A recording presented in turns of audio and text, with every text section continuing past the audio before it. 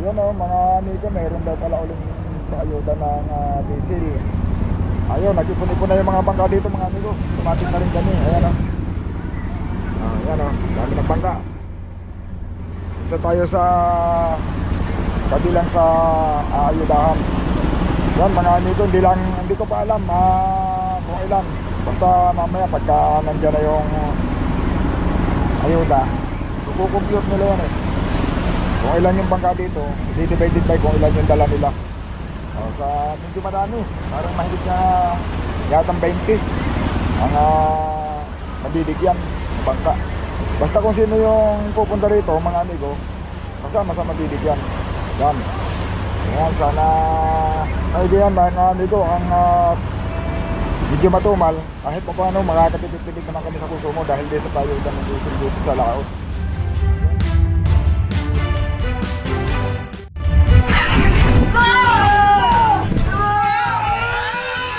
Yun, talagang pinahirapan kami mga amigo. Ang plano sana namin, pagkagaling namin ng tabi, tutumbok kami ng Scalpuro Shoal kasi doon talaga ang kain ng isda daw. Madalas, basta ganitong mga buwan, doon sila nakakahuli. Pero hindi kami pinapurma ng mga China Coast Guard, mga amigo, pinapoy kami. Ayun, salamat sa paayuda. Kahit pa paano mga amigo, tayo ay tawag dito makakatipid na tayo sa konsumo. Dahil yung diesel, yung ating laot malilibre na sa diesel. Dali ang mapapakonsumo na lang namin sa susunod ulit namin lahat mga amigo. Yung ano na lang, bali grocery na lang at kilo. Yan. Saka kung ano pa yung pangbaho namin, fishing supply. Hindi nga natin alam minsan mga amigo, may grocery daw yan. Pero siyempre yung grocery hindi naman talaga siguro kasapat. Ibig sabihin kahit pa paano, dadagdagan na lang. Dagdagin na lang kasi mayroon ng grocery. Dadagdagan na lang para makumpleto. Yun. Pagka minsan may tubig pa yan sila, may yelo. Kagaya nung nakaraan pa yun mga amigo, may yelo. Kaya lang, siyempre may yelo naman kami, kumpleto kami sa yelo. Kaya hindi na kami kuha ng yelo. Mga amigo, nag-ipon-ipon na yung mga bangka dito. Ayan o, dami. Maghihintay mga amigo ng pagdating nung barko na magbibigay sa amin ng ayuda ng diesel. Ayan. Ito lahat yung mga bibigyan. Ayan o, dami niya no. Yan. Yan yung mga bangka. Mayroon pa sa malayo. Ayan o. Dito yan. Dito sa likod. Yan. Dito sa kabila mayroon pa. Yan o. Yan tumatakbo. Yan mga amigo. Ayun, yung magbibigay nga pala ng ayuda mga amigo ay yung mga BIPAR sa pagtutulungan niya ng BIPAR at saka ng ating mga Philippine Coast Guard. Kasama yung ating mga Philippine Coast Guard na mag-aayuda dito sa laot. Yun. Salamat sa pag-alala sa amin ng mga mangingisda. Lalo sa panahon ito ngayon mga amigo na matumal. Yun. May mga umakyat dito at nagtatanungan sila. Hindi ko lang na-video kanina. Mayroong nakalimang gabi na raw sa laot, isang bigto na pa lang yung huli. Yung mama kayon pa lang, walang ibang isda sila. Mayroong dalawa, may tatlo. Kami isang linggo. Isang linggo bago kami tumabi ng ng Kato, Pangasinan mga amigo. Ang tinabi namin ng 6 na piraso lang. Buminta lang kami ng 60,000 yata yun. O tapos na yun, bumalik kami sa laot. May huli, kagabi lang uli kami nakahuli ng 2 piraso. Ayun, sa laki ng kinonsumo namin dahil itong aming location ngayon mga amigo, nasa 30 nautical miles lang dito sa may Scalpuro Shoal, sa may Bahura dito sa Philippine Sea. Yun. Ayun, kagabi nga mga amigo, habang nangangawil kami, ay yung una naming pag binuntogan ng aming parasyon, nalapitan kami ng Chinese Coast Guard. Si sinisinasan kami, pinapaalis kami, pinapalayo. Ayun, para hindi kami maabala, lumayo na lang kami. Nag-distansya na lang kami ng nasa mga 30. Ayun, nung nasa 30 naman, hiniwata naman kami mga amigo, hindi na sila sumunod. Ayan. Yun, bali hinihintay lang namin mga amigo at hindi pa nadating, pero may malapit na yata, parang malapit na.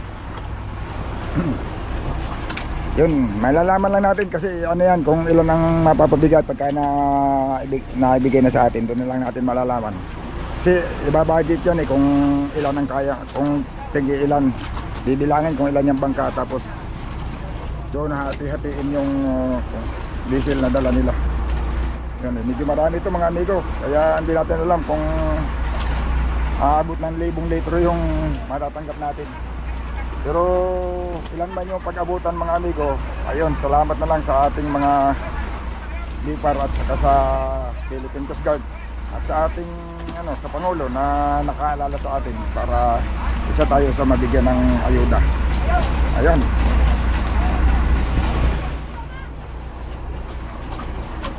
Hintayin lang namin mga amigo at pag nabigyan na kami, hahanap na uli kami ng area na pwede namin pangisdaan. Pero na mayroon ng dito lang mga amigo, malapit lang dito yung nahuli namin 2 piraso. Hindi ko alam sa kapitan natin kung saan ang plano niya. Kung dito lang din muna uli magpapatilay o lilipat kami ng area, baka meron siyang area na nakabalitaan na mas maganda yung panghuhuli, hindi baka dinurumbo. Hindi natin alam, basta malalaman na lang natin yan mga amigo pag nandyan na. Yun mga amigo, naantala yung ayuda ng diesel at yung barko ng BIPAR na dapat sana ay mag-ayuda sa amin. Natakbo na sana paparito sa laot mga amigo. Ang problema, nasiraan ng makina yung isa, bali 4 pala yun. Yung isa ay nasiraan. Ngayon hila-hila nila yung isa. Makakarating dito mga gabi pa, mga hating gabi. Kaya siguro ang mangyayari mga amigo ay ang sabi bukas na lang daw ng umaga kami mag-ipon-ipon ulit doon. Magkikita-kita sa tagpuan. Yun. Ngayon tumakbo muna kami mga amigo. Ayan, nanakbo kami ngayon. Hahanap kami ng area na siya namin paghuhulugan ng kung namin yung pinaghahabong pampasabal.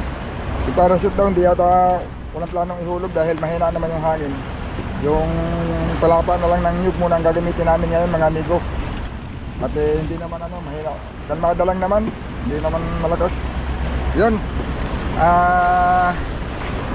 mangangawil muna uli kami magdamag, sana bigyan uli. Kagabi naka 2 piraso mga amigo, 3 sana, no? Yung isa ay malapit na, nandiyan na sa kita na yung isa okay na isda pero natanggal, hindi, okay naman sana hindi nalagot, pero natanggal nga lang. Sayang mga amigo, 3 sana yung nahuli namin. Ayun, ganun. Ang dami na kami kanina doon, nasaan ba yan? Nasa higit 20 na yan, parang 24 na bilang nila na bangka. Pag aminsan daw mga amigo yan, naabot pa ng 40. Ngayon nasa 20 lang mahigit yung nakarating. Ganun yan daw karami yan minsan.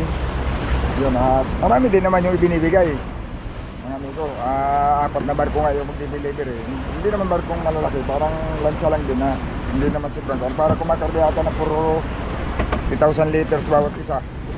Kung yun ay ikakargahan nila lang loaded talaga. Yun mga amigo, ito mayroong hindi natin alam, parang ano yan, parang Chinese Coast Guard o Navy yan mga amigo. Ayan malayo lang sa amin, mga siguro distance na mga 4 na milya, 3 hanggang 4. Pero yung nakasunod iba yan, cargos. Yun, hindi natin alam kung ano yan, baka Chinese Coast Guard siguro yan mga amigo. Talagang iniikot-ikotan kami, nakagwardya sila dyan sa, ginagwardyahan nila kami dyan sa 30 nautical miles yung Excalibur mga amigo. Nagkataon lang nung kami plano sanang lalapit, nagpapakasakali lang kasi nandun talaga ang kaya na isda ay siguro nakalingat sila, wala silang, hindi nila alam na may mga darating na mga bangka. At doon talaga ang plano namin, sa Excalibur pupunta. Ang problema, nakarating sana kami ng pagdating namin sa 12 nautical miles na lang yung layo namin sa mismong bahura mga amigo. Yun, bigla bigla na lang humarang sa unahan namin, kaya yun, napahinto na lang kami. At doon na lang kami naghihintay kung palulusutin kami, kasi yung mga kasamahan namin wala pang humaharang. Kaya pag lumipat doon, naabante yung kapitan namin. Pag lumipat naman, ikot ulit pabalik. Nung siguro sa tingin nila ay parang may mga kalusot at makakalapit, ayun, nag-umpisa na silang magpabuga ng tubig, mga amigo. Oh, mabuti na lang mga at ano, warning lang naman nila yon, mga amigo, siguro na kung sakaling hindi kami pupumilit kami at hindi kami papaawat, baka patatamain na sa bangka namin. Ayun, sangayon doon sa mga naka-experience at may karanasang bangka na tinamaan na yan, baka daw itong pilotos namin pag tinamaan kayang gibain sa lakas ng pressure, kayang sirain. Maraming masisirang gamit sa amin pagka nagpumilit kami, pati yung mga service namin pag pinatamaan ng water cannon nila, may posibilidad na mawarak, masira. Kaya hindi na nagpumilit kami. Ayan, ginawa namin, bumalik kami, itinaboy uli kami hanggang 30 nautical miles. Doon na kami hiniwatan. Doon kami naghulog ng parachute namin kagabi at nagpanod. Salamat, binigyan kami ng 2 piraso, 3 sana. Yan, sana mamaya meron uli. Yan mga amigo. Yan. Natakbo uli kami doon sa area na pinanggalingan namin. Baka sakaling doon uli kami pagbibigyan, kasi yung ibang mga katabi namin bangka kagabi na kasabay namin nagpunta rito ay mayroong walang huli, mayroong 1 piraso ang huli, hindi pare-parehas, mga amigo. Kaya sabi ni kapitan, doon daw kami sa dati kasi kami lang yung may 2 piraso, 3 pa nga sana. Doon ulit kami huhulog. May ano kasi yan, mga amigo, pag tinignan mo sa satellite image sa mapping, GPS mapping namin, ano, yung parang nakabukol siya sa ilalim, kasi yung dagat, yung ilalim ng lupa sa dagat, ay yung lupa sa ilalim ng dagat, mga amigo, para ding sa tahik yan, may mga bundok-bundok, may malalim, may mababaw, parang bundok-bundok. Doon kami sa pinakatuktok nung ano, doon kami nag-umpisa. Ayun, susubukulin namin doon, kasi may mga linya-linya din sila, may mga daanan din niya sila. Siguro yung aming nakapigtugan na yun, isa sa mga dinadaanan ng mga bigtuna, kaya doon kami babalik. Yun mga amigo, sana nga pagbigyan ulit tayo. Ayun, kami ay maaga pa naman. Ayun, maaga pa, mga alas 2 pa siguro ito, or alas 2:30, hindi ko tinignan yung oras. Bubuntog na lang kami ng yung palapa lang ng nyug ang gamitin. Pagkatapos ngayon, mga amigo, maghihintay na lang kami ng dilim. Papanood-anood na lang kami habang araw pa. Mali mo, mapagaya nung nakaraan, mga amigo, nung doon sa ano, na panood-anood lang kami, nag-area kami ng pangbigtuna, nakahuli pa kami ng 2 bago bumagit sa araw. Yun,